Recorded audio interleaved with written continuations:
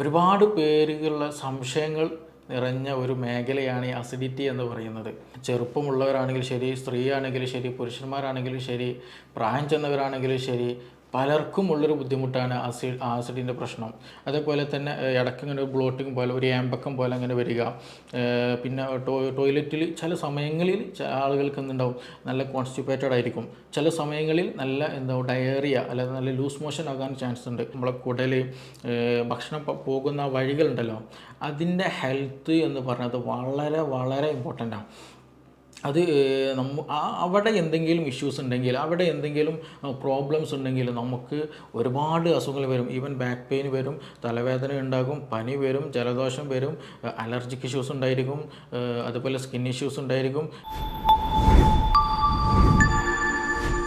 Hello everyone, ഞാൻ doctor Siraj, medical officer QNB hospital, Koduvally. ഇന്ന് നമ്മൾ ഡിസ്കസ് ചെയ്യാൻ പോകുന്ന പ്രധാന വിഷയം അസിഡിറ്റിയാണ്. ഒരുപാട് പേരുകളുള്ള സംശയങ്ങൾ നിറഞ്ഞ ഒരു മേഖലയാണ് ഈ അസിഡിറ്റി എന്ന് പറയുന്നത്. ചെറുപ്പമുള്ളവരാണെങ്കിലും ശരി, സ്ത്രീ ആണെങ്കിലും ശരി, പുരുഷന്മാരാണെങ്കിലും ശരി, പ്രായം ചെന്നവരാണെങ്കിലും ശരി, പലർക്കും ഉള്ളൊരു ബുദ്ധിമുട്ടാണ് ആസിഡിൻ്റെ പ്രശ്നം. തികട്ടി വരിക, പുളിച്ച് തികട്ടി വരിക, അതേപോലെ ചില സമയത്ത് വയറ്റിൽ നല്ലോണം പോവുക, നെഞ്ചരിച്ചിൻ്റെ പ്രശ്നം, നല്ല ഗ്യാസ് വരിക, വയറ് വീർത്ത് വരിക, ഇങ്ങനെ പൊതുവായിട്ടുള്ള ഈ ഒരു പ്രശ്നങ്ങൾ പല ആളുകൾക്കിടയിലുണ്ട്. നമ്മുടെ ഈ ലൈഫ് സ്റ്റൈൽ മാറിയതോട് കൂടി തന്നെ ഈ ഒരു ഇഷ്യൂസ് ഒരുപാട് പേരുകളിൽ ഇന്ന് നേരിടുന്നതാണ്. ഇന്ന് അത് മാത്രമല്ല, നമ്മളിതിൻ്റെ കൂടെ ചേർത്ത് വായിക്കുന്ന ഒരു പ്രശ്നം എന്താണെന്ന് വെച്ചാൽ, ഇന്ന് വരുന്ന ക്ലിനിക്കിൽ വരുന്ന പല കേസുകളിൽ, ഈ അടുത്ത് വന്നൊരു കേസ് വന്നിട്ടുണ്ടായിരുന്നു. അവരോട് ചോദിച്ചോ, നിങ്ങൾക്ക് എന്തെങ്കിലും മെഡിസിൻ നിങ്ങൾ കണ്ടിന്യൂ ആയിട്ട് നിങ്ങൾ കഴിക്കുന്നുണ്ടോ, എന്തെങ്കിലും ബുദ്ധിമുട്ടുണ്ടോ എന്നുള്ളത്. അപ്പോൾ പേഷ്യൻ്റ് പറഞ്ഞത്, അത് ഞങ്ങൾ ഷുഗറിനും പ്രഷറിനൊക്കെ മരുന്ന് കഴിക്കുന്നുണ്ട്, പിന്നെ ഗ്യാസിനും മരുന്ന് കഴിക്കേണ്ടത് പറഞ്ഞു. അപ്പോൾ ഞാൻ ചോദിച്ചു, നിങ്ങൾക്ക് ഗ്യാസിൻ്റെ ഇഷ്യൂസ് എന്തെങ്കിലും ഉണ്ടായിരുന്നോ എന്ന് ചോദിച്ചു. അപ്പോൾ അവർ പറഞ്ഞത്, ഇല്ല, അങ്ങനത്തെ പ്രശ്നങ്ങളൊന്നുമില്ല, ഞങ്ങൾ അവിടെ പോയപ്പോൾ അവർ മെഡിസിൻ തന്നു, അത് ഞങ്ങൾ കഴിക്കുമെന്ന് ചോദിക്കും. അപ്പോൾ എന്നും കഴിക്കലുണ്ടോ? അത് സാറേ, ഞങ്ങൾ എന്നും കഴിക്കലുണ്ട് എന്നാണ് അവർ പറഞ്ഞത്. അപ്പോൾ ഇത് വെറുതെ കിട്ടുമ്പോൾ പോലും പല ആളുകളും ഈ മെഡിസിൻസ് കഴിക്കുക. എന്തെങ്കിലും വയറിന് എന്തെങ്കിലും ഒരു അസ്വസ്ഥത, അത് ഗ്യാസിൻ്റെ പ്രശ്നമാണോ, എന്തെങ്കിലും ഇൻഫെക്ഷൻ വന്നതാണോ, വേറെ എന്തെങ്കിലും ബുദ്ധിമുട്ടുണ്ടോ എന്ന് പോലും നോക്കാണ്ട് സ്വന്തം ഇഷ്ടപ്രകാരം എന്തെങ്കിലും PPI പ്രോട്ടോൺ പമ്പ് ഇൻഹിബിറ്റേഴ്സ് ആയിട്ടുള്ള പാൻഡോപ്പോ, ജലൂസിൽ അങ്ങനെയുള്ള എന്തെങ്കിലും മെഡിസിൻസ് എടുത്ത് കഴിക്കുന്ന ഒരു ശൈലി ഇന്ന് നമ്മുടെ കമ്മ്യൂണിറ്റിയിൽ, നമ്മുടെ സമൂഹത്തിൽ ഒട്ടുമിക്ക ആളുകളിലും ഉള്ളതാണ്. അപ്പം അതുകൊണ്ട് തന്നെ അത് എത്രത്തോളം നല്ലതാണ്, എന്താണ് യഥാർത്ഥത്തിൽ നമുക്ക് പൊതുവായിട്ട് വയറ്റിൻ്റെ ഉള്ളിൽ ആസിഡുമായിട്ട് സംബന്ധിച്ച് ഉണ്ടാകുന്ന ബുദ്ധിമുട്ട്, അതെങ്ങനെ നമുക്ക് തന്നെ ഒരു മെഡിസിൻ്റെ സഹായമില്ലാതെ വീട്ടിൻ്റെ ഉള്ളിൽ തന്നെ നമുക്ക് എങ്ങനെ അത് മാനേജ് ചെയ്യാം തുടങ്ങിയ കാര്യങ്ങളാണ് ഇന്ന് നമ്മളിവിടെ കൂടുതലായിട്ട് പറയാൻ ഉദ്ദേശിക്കുന്നത്. അപ്പോൾ ഈ ആസിഡ്, നമ്മുടെ ഈ ആസിഡിൻ്റെ പ്രാധാന്യം എത്രത്തോളം ഉണ്ടെന്നുള്ള ആദ്യം നമ്മൾ മനസ്സിലാക്കണം. നമ്മുടെ വയറ്റിൻ്റെ ദഹനം നടക്കാൻ, ശരീരത്തിൽ വേണ്ട മെറ്റീരിയൽസ് വേണമെങ്കിൽ, അന്നജം, പ്രോട്ടീൻ, ഇതിൻ്റെയൊക്കെ ദഹനം നടക്കണമെന്നുണ്ടെങ്കിൽ നമുക്ക് കൃത്യമായിട്ടുള്ള ഒരു സംവിധാനം വേണം. അതിൽ ഏറ്റവും ഇമ്പോർട്ടൻ്റ് ആയിട്ടുള്ള ഒരു സംഗതിയാണ് ഈ ആസിഡിൻ്റെ പ്രസൻസ് എന്ന് പറയുന്നത്. നമ്മുടെ വയറ്റിലുള്ള ഈ ആസിഡിൻ്റെ pH വരുന്നത് 1.5 ആണ് ഏകദേശം വരുന്നത്. അതായത് അത്രത്തോളം സ്ട്രോങ് ആസിഡാണ് നമ്മുടെ വയറ്റിലുള്ളത്. അപ്പോൾ അതുകൊണ്ട് തന്നെ ഇതിൻ്റെ ഇമ്പോർട്ടൻസ് അത്രത്തോളം ഉണ്ട്. കാരണം ഞാൻ നേരത്തെ പറഞ്ഞതുപോലെ നമ്മൾ ഈ പ്രോട്ടീൻസ്, നമ്മൾ പച്ചക്കറികൾ കഴിക്കലുണ്ട്, മീൻ കഴിക്കലുണ്ട്, മുട്ട, അതല്ലാത്ത മറ്റു ഫ്രൂട്ട്സുകൾ കഴിക്കലുണ്ട്, അതുപോലെ ബീഫ്, മട്ടൻ, ഇതൊക്കെ നമ്മൾ കഴിക്കുന്നതാണ്.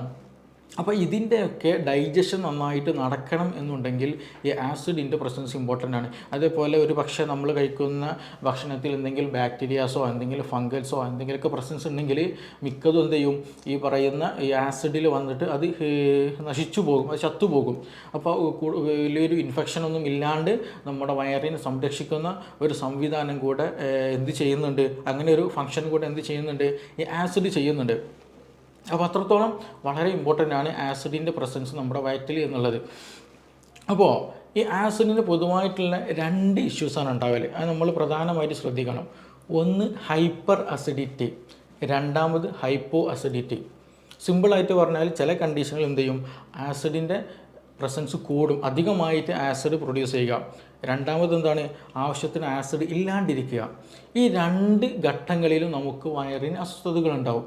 അപ്പോൾ ഈ ഹൈപ്പർ അസിഡിറ്റി ഉള്ള കണ്ടീഷനിലാണ് കൂടുതലായിട്ട് ഈ പറഞ്ഞ പോലെ പൊളിച്ചത് കെട്ടുന്ന ഇഷ്യൂസ് ഉണ്ടാവുക. അതേപോലെ ചില സമയത്ത് നമ്മൾ വെള്ളം കുടിക്കുമ്പോഴൊക്കെ എന്ത് ചെയ്യും, ആ ഒരു സെൻസേഷൻ, വെള്ളം ഇങ്ങനെ പോകുന്ന ഒരു ഫീലിംഗ് നമുക്ക് കൃത്യമായിട്ട് മനസ്സിലാക്കാൻ കഴിയും ചില ആളുകൾക്കൊക്കെ. അത് എക്സ്ട്രീം കണ്ടീഷനിലാണ് അങ്ങനെയൊക്കെയുള്ള ബുദ്ധിമുട്ടുണ്ടാവുക. പിന്നെ അതുപോലെ ഇടയ്ക്കിടയ്ക്ക് വായിൽ പുണ്ണ് വരിക. അതേപോലെ ചില സമയങ്ങളിൽ അവരെന്ത് ചെയ്യും, ഭക്ഷണം കഴിച്ചാൽ തന്നെ വയറ്റുന്നു പോവുക. ശരീരത്തിൽ എന്ത് ചെയ്യില്ല, നമ്മൾ കഴിക്കുന്ന ഭക്ഷണം കാണാൻ കഴിയില്ല.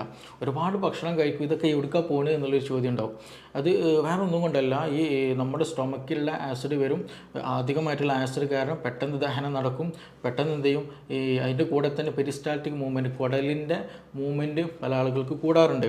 അപ്പോൾ അതുകൊണ്ട് തന്നെ പെട്ടെന്ന് ഒരു അബ്സോർപ്ഷനുള്ള സമയം ഇല്ലാണ്ട് പെട്ടെന്ന് തന്നെ അത് ടോയ്ലറ്റിൽ പോകുന്ന ഒരു സംവിധാനം ചില ആളുകൾക്ക് ഉണ്ടാവാറുണ്ട്.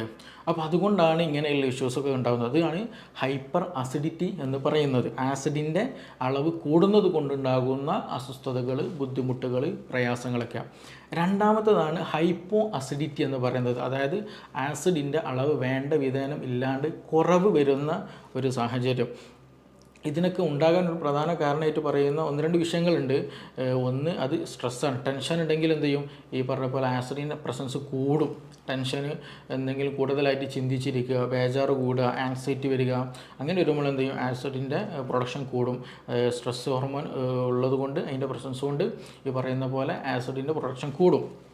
രണ്ട്, ഇതേപോലെ എച്ച് പൈലോറിക്കിൻ്റെ പ്രസൻസ് സ്റ്റൊമക്കിലുണ്ടെങ്കിലും അതും ഈ പറഞ്ഞ പോലെ ആസിഡ് കൂടാനും കുറയാനുള്ളൊക്കെ കാരണമാണ്. പക്ഷേ നമ്മളിത് മനസ്സിലാക്കേണ്ടത് എന്താണ്, എൻ്റെ ശരീരത്തിൽ എനിക്കിങ്ങനെ ഒരു ഇഷ്യൂ വന്നാൽ ഇത് ആസിഡ് കൂടിയതാണോ, അതല്ല ഇത് ആസിഡ് കുറഞ്ഞ ഇഷ്യൂ ആണോ എന്നുള്ളെങ്കിലും കുറഞ്ഞതെങ്കിലും നമ്മൾ എന്ത് ചെയ്യണം, മനസ്സിലാക്കണം. അതിന് വേണ്ട കാര്യങ്ങൾ നമുക്ക് വീട്ടിൽ തന്നെ ചെയ്യാൻ കഴിയണം. അപ്പോൾ ഹൈപ്പോ അസിഡിറ്റി, അടുത്തതാണ് പറയാനുള്ളത്. ഹൈപ്പോ അസിഡിറ്റി, ഈ ആസിഡ് അളവ് വേണ്ട വിധേനം നമ്മൾ ശരീരത്തിൽ ഇല്ല എങ്കിൽ, വയറ്റിലില്ല എന്നുണ്ടെങ്കിൽ നേരത്തെ പറഞ്ഞതുപോലെ ഡൈജഷന് വളരെയധികം നെഗറ്റീവായിട്ട് ബാധിക്കും. ഈ പ്രത്യേകിച്ച് പ്രോട്ടീൻ്റെ ഡൈജഷനൊന്നും നടക്കാൻ സാധ്യമല്ല. ദഹനം നടക്കാത്തത് കൊണ്ട് തന്നെ ഭക്ഷണം കഴിച്ചു കഴിഞ്ഞാൽ ഒരു ഹെവിനെസ് ഫീൽ, വയറെന്തോ ഒരു വീർത്ത പോലെ, ഒരു കനം പിടിച്ച പോലെ ഒരു ഫീലിംഗ് ഉണ്ടായിരിക്കും. അതേപോലെ തന്നെ ഇടയ്ക്കിങ്ങനെ ഒരു ബ്ലോട്ടിങ് പോലെ, ഒരു ഏമ്പക്കം പോലെ അങ്ങനെ വരിക. പിന്നെ ടോയ്ലറ്റിൽ ചില സമയങ്ങളിൽ ആളുകൾക്ക് എന്തുണ്ടാവും, നല്ല കോൺസ്റ്റിപ്പേറ്റഡ് ആയിരിക്കും. ചില സമയങ്ങളിൽ നല്ല ഡയറിയ അല്ലെങ്കിൽ നല്ല ലൂസ് മോഷൻ ആകാൻ ചാൻസ് ഉണ്ട്. അതെന്താ അങ്ങനെ വരണമെന്ന് ചോദിച്ചാൽ, ഞാൻ നേരത്തെ പറഞ്ഞല്ലോ, നമ്മൾ ഡൈജഷൻ ശരിക്കും നടക്കുന്നില്ല. ഡൈജഷൻ ശരിക്കും നടക്കാത്തത് കൊണ്ട് അൺഡൈജസ്റ്റഡ് ആയിട്ടുള്ള ഫുഡാണ് സ്റ്റൊമക്കിൽ നിന്ന് പിന്നീട് സ്മോൾ ഇൻറ്റെസ്റ്റൈനിലേക്കൊക്കെ, ലാർജ് ഇൻറ്റെസ്റ്റൈനിലേക്ക്, കുടലിലേക്ക് ഇങ്ങനെ വരുന്നത്. അപ്പോൾ അവിടെയൊക്കെ ചെറുതായിട്ടുള്ള ഒരുപാട് ഗട്ട് ബാക്ടീരിയാസ് ഉണ്ട്. ഈ ബാക്ടീരിയ എന്ത് ചെയ്യും, അതിമേ ഇങ്ങനെ വർക്ക് ചെയ്യുമ്പോൾ അവിടെയുള്ള അത് ശരിക്കും ഡൈജസ്റ്റഡ് ആകാത്തത് കൊണ്ട് തന്നെ അവിടെ ഒരു റൊട്ടനായിട്ട് ഒരു ചീഞ്ഞു പോകുന്ന ഒരു സിറ്റുവേഷൻ അവിടെ ഉണ്ടാകും. അപ്പോൾ അങ്ങനെ വരുമ്പോൾ എന്ത് ചെയ്യും, ചിലപ്പോൾ ചില ആളുകൾക്ക് നല്ല അബ്ഡോമിനൽ പെയിൻ ഉണ്ട്, നല്ല വയറുവേദന ഉണ്ടാകും. പിന്നെ അതുപോലെ കീഴുവായി പോകുന്ന സമയത്തും ഭയങ്കര സ്മെല്ല് വളരെയധികം ഉണ്ടായിരിക്കും. പിന്നെ അതിങ്ങനെ ഇടയ്ക്കിടയ്ക്ക് വന്നുകൊണ്ടേയിരിക്കും. അതൊക്കെയാണ് ഈ പറയുന്ന പോലെ ഹൈപ്പോ അസിഡിറ്റി കാരണം നമ്മുടെ വയറിൽ ഉണ്ടാകുന്ന അസ്വസ്ഥതകൾ പ്രധാനമായിട്ടുള്ളത്. വയറുവേദന ഉണ്ടാവുക, കീഴ്വാഴ് കൂടുതലായിട്ട് ഇങ്ങനെ പോകുക, അത് നല്ല സ്മെല്ലുള്ള ഒരു കീഴ്വാഴായിരിക്കും ഉണ്ടാവുക. പിന്നെ അതുപോലെ നല്ല വയറൊക്കെ വീർത്ത ഒരു ഫീലിംഗ് ആയിരിക്കും ഉണ്ടാവുക. അപ്പോൾ ഇതാണ് കൂടുതലായിട്ടും ഹൈപ്പോ അസിഡിറ്റിയുടെ കേസിൽ ഉണ്ടാകാറുള്ളത്. അതുകൊണ്ട് തന്നെ ചില ഈ റൊട്ടനാവില്ല, ഞാൻ പറഞ്ഞില്ല, കുടലിൽ വെച്ചിട്ട് ബാക്ടീരിയ അതും എന്ത് ചെയ്യും, കൂടുതൽ മൾട്ടിപ്ലൈ ചെയ്യും. അതിൻ്റേതായിട്ടുള്ള പ്രവർത്തനങ്ങൾ നടക്കുമ്പോൾ അതിന് ബാഡ് സ്മെല്ല് വരും. അതേപോലെ തന്നെ ചിലപ്പോൾ ഒരു ഇൻഫെക്ഷനും അതേപോലെ കോൺസ്റ്റിപ്പേഷൻ ആകാൻ ചാൻസ് ഉണ്ട്.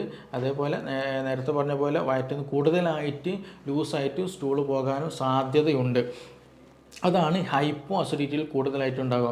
അപ്പോൾ നമ്മുടെ വീട്ടിലുള്ള അല്ലെങ്കിൽ നമുക്ക് തന്നെ ഇങ്ങനെയുള്ള അനുഭവങ്ങൾ ഉണ്ടായിരിക്കും. ചില ആൾക്ക് ഭക്ഷണം കഴിച്ച് കഴിഞ്ഞാൽ, എന്തെങ്കിലും ബീഫൊക്കെ കഴിച്ച് കഴിഞ്ഞാൽ, എന്തെങ്കിലും റെഡ് മീറ്റൊക്കെ കഴിച്ച് കഴിഞ്ഞാൽ എന്ത് ചെയ്യും, ഇനിയൊന്നും വേണ്ട, വയറ് ഫുള്ളായൊരു ഫീലിംഗ് ഉണ്ടായിരിക്കും. നേരെ ചില ആളുകളുണ്ടാകും, എന്ത് കഴിച്ചാലും എന്ത് ചെയ്യും, വീണ്ടും വിശപ്പ് തോന്നും, വീണ്ടും പിന്നെ കഴിക്കാനുള്ള ടെൻഡൻസി ഉണ്ടായിരിക്കും. അവർക്ക് അങ്ങനത്തെ ഒരു ഹെവിനെസ്സോ ഫീലിംഗ് ഉണ്ടായിരിക്കില്ല. അതാണ് ഈ ഹൈപ്പർ അസിഡിറ്റിൻ്റെയും ഹൈപ്പോ അസിഡിറ്റിൻ്റെയും രണ്ടും വ്യത്യാസങ്ങൾ വരുന്നത്. ഇത് രണ്ടും എന്ത് ചെയ്യണം, ട്രീറ്റ് ചെയ്യേണ്ട കേസാണ്.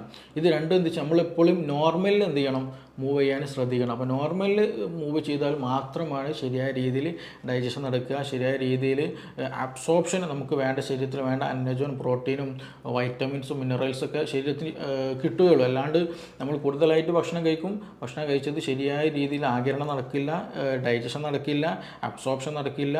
അപ്പോൾ നമുക്ക് വേണ്ട സാധനങ്ങളൊന്നും ബോഡിക്ക് അബ്സോർബ് ചെയ്യാൻ പറ്റാത്തത് കൊണ്ട് അതെന്ത് ചെയ്യും, നമ്മുടെ ശരീരത്തിൽ പിടിക്കില്ല. അങ്ങനെയൊക്കെ ഇഷ്യൂസ് ഇതുമായി ബന്ധപ്പെട്ട് ഉള്ളതാണ്. അപ്പോൾ അതുകൊണ്ട് തന്നെ ഇതിൽ നമ്മൾ പ്രധാനമായിട്ട് ശ്രദ്ധിക്കേണ്ടത്, ഒന്ന് ഹൈപ്പർ അസിഡിറ്റി ഉള്ളവർക്ക് കൂടുതലായിട്ടുള്ള പ്രശ്നമാണ് സ്ട്രെസ് ഉണ്ടാവുക, ടെൻഷൻ ഉണ്ടാവുക, ബേജാറുണ്ടാവുക എന്നുള്ളത്. അത് നമ്മൾ ഒഴിവാക്കണം. സ്ട്രെസ് ഹോർമോൺ പ്രൊഡക്ഷൻ കൂടിക്കഴിഞ്ഞാൽ ഈ ഹൈപ്പർ അസിഡിറ്റി കൂടുതലായിട്ടുണ്ടാകും. അപ്പോൾ അതുകൊണ്ട് കൂടുതലായിട്ടുള്ള ടെൻഷന്, ബേജാറുകൾ, ആലോചനകൾ, ചിന്തകൾ ഒക്കെ ഉണ്ടെങ്കിൽ ശ്രദ്ധിക്കുക, അത് ഒഴിവാക്കേണ്ടതാണ്. മറ്റൊന്ന്, ഉറക്കമില്ലാത്ത അവസ്ഥയുണ്ടെങ്കിൽ, ഉറക്കം വളരെ കുറവാണ്, അങ്ങനെ എന്തെങ്കിലും ബുദ്ധിമുട്ടുണ്ടെങ്കിൽ അതും വളരെ ശ്രദ്ധിക്കേണ്ടതാണ്.